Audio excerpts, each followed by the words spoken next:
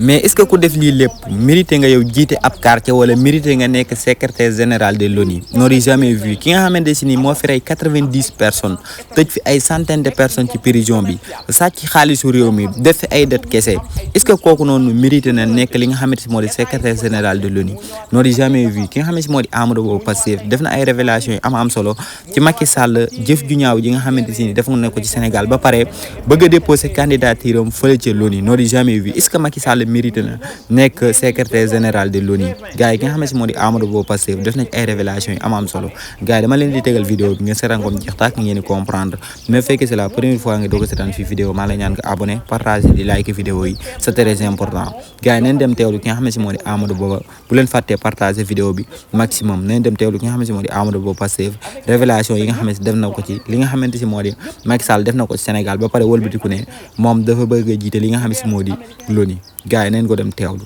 ay ci bu sot le seul moteur des relations internationales lan mooy taxawaayu Afrique ak kan la ñuy yóbbu candidature président Macky Sall j'avais écrit plusieurs fois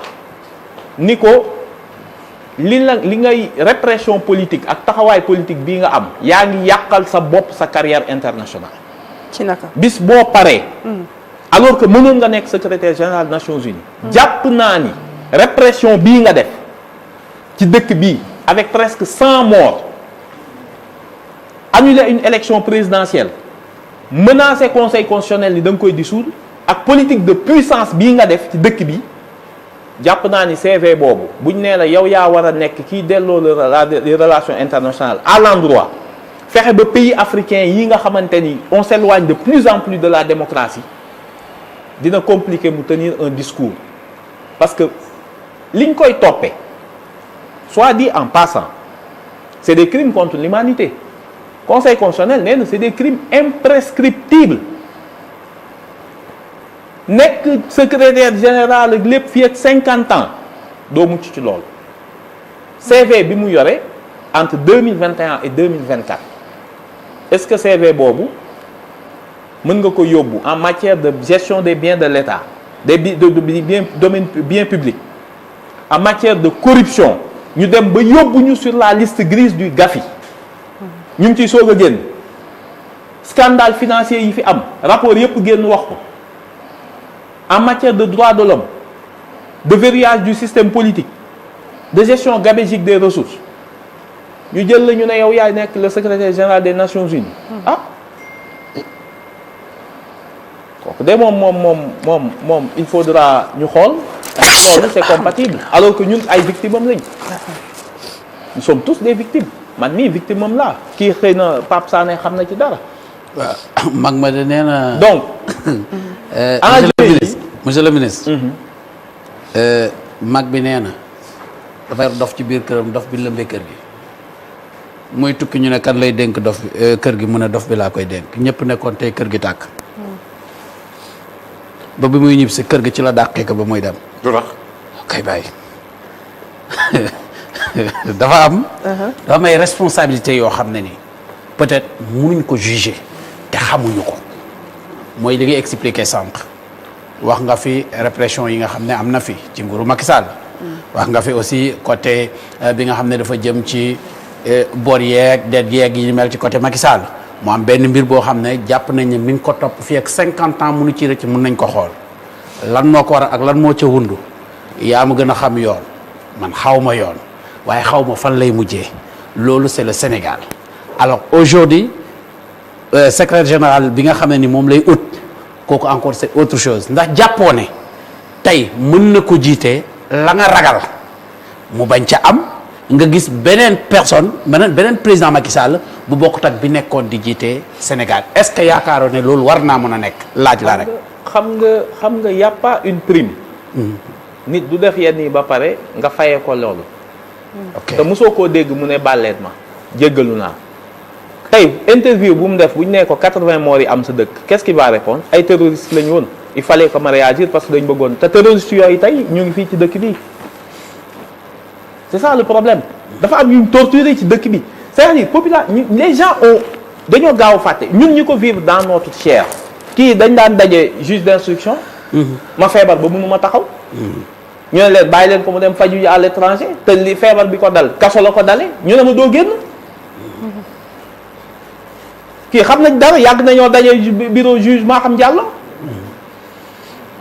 donc mënoo ñëw passer les choses par pertes et profits kenn du def loolu il y a des gens fii disparaître nañ ñoom di jabat yi anañ pensez que amuñu famille sëñ bi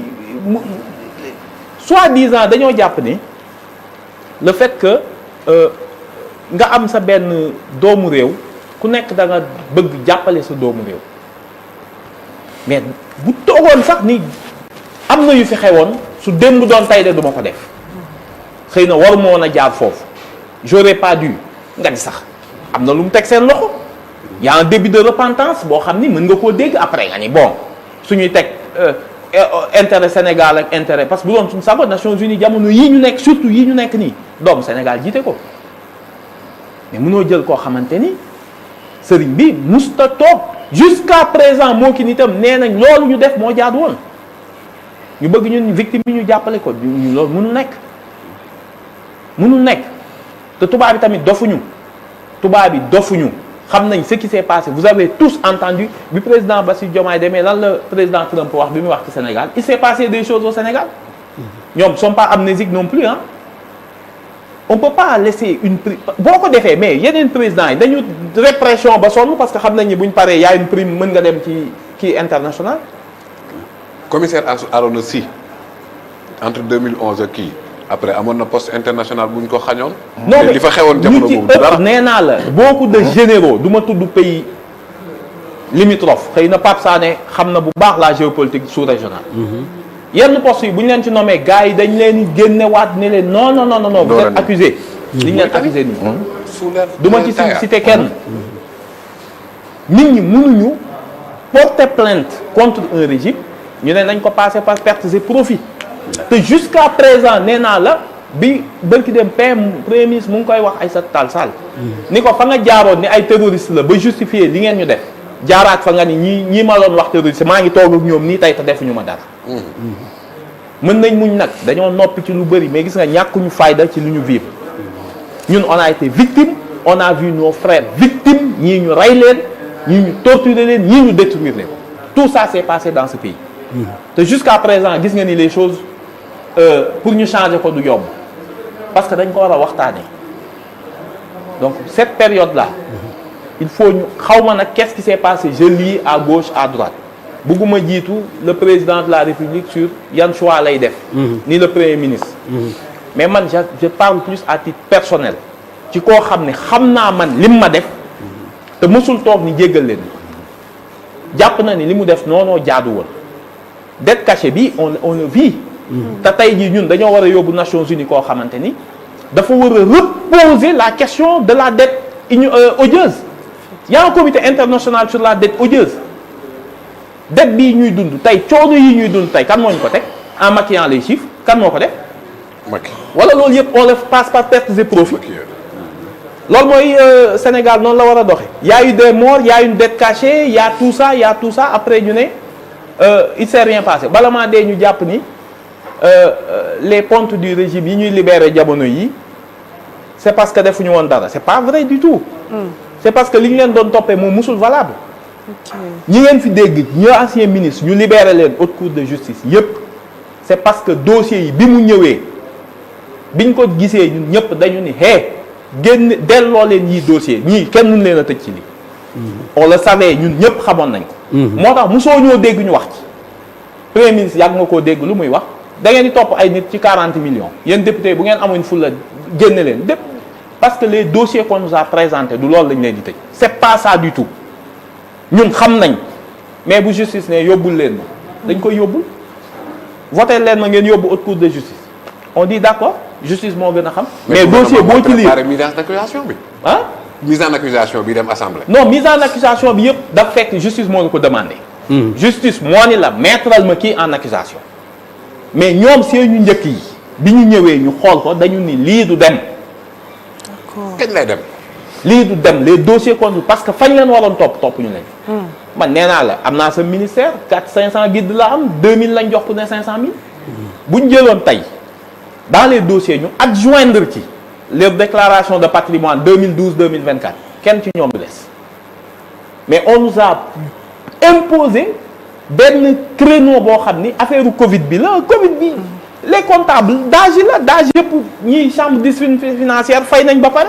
après parole contre parole la waa ji ni la man géré wu ma xaalis loo may accuser même bu dee moo def kii danaan moo def moo ma wax ma def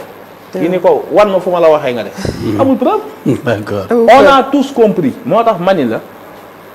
sujet bi dafa am solo enjeu yi nekk secrétaire général des Nations Unies bu doon suñu sago tey ci jaxasoo bii ñu nekk ñu teg ko un Africain parce que ñun moom projet yii ma gis nga dégg bërki dem moo njaay li président yi gën a mag ci àddina fas yéene ci Afrique mooy dañuy ñëw da ngay am sa ressource naturelle en pleine mer nga am ak ñoom problème ñu dem ba foofu da mën nga xeex ak nit ci pleine à haute mer de mënul ne sa pétrole offshore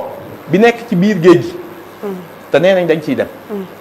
moo tax ñun Afrique ñu war a am taxawaay bu bees mais dañ koy ànd ak koo xam ni ragalul tubaab faalewul tubaab yi mais pas koo xam ni dafa jàpp ci docilité lay amee poste boobu moom maa ngi xaar ba gis lan la ci Nations Unies décidé. mais juñu ko léegi sur la reddition des comptes le cas de Farba Ngom.